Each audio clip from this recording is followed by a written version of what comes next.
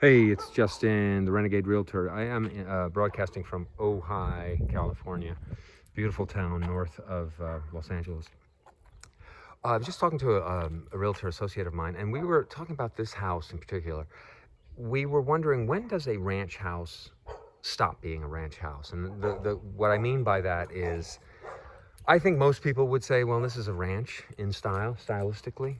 It's kind of cheap, I'd say. It's not the worst, but I'd say it's far from the best. Some ranches can be quite beautiful. I don't think this is one. However, let's not get all negative.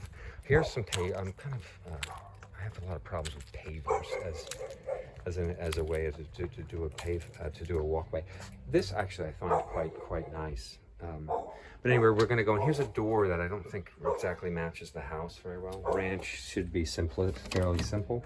Nice brickwork on the front. But here is an interior, and this is where we get to the meat of this conversation.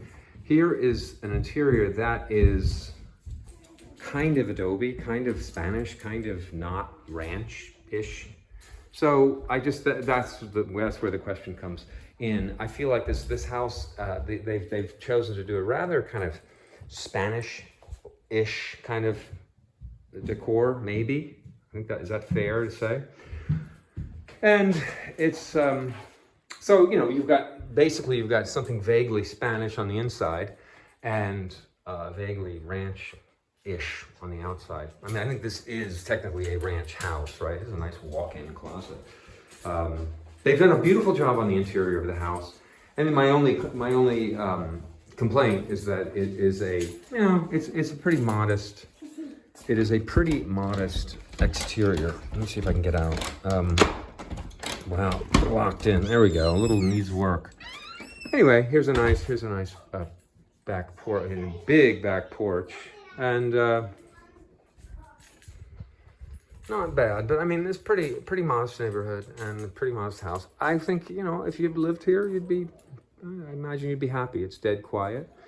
Neighborhood seems nice enough, but here is a ranch Spanish conversion. That's what we're going to call it. Ranch on the outside, Spanish on the inside. That might not bother people because I don't care. I don't live on the outside of the house, but it's just something to think about, especially if you're doing remodeling, especially if you're one of those people who does flips and remodels for a living. It's an aesthetic question I think everyone should ask themselves. And if you're going to buy $1 million house, is that a problem?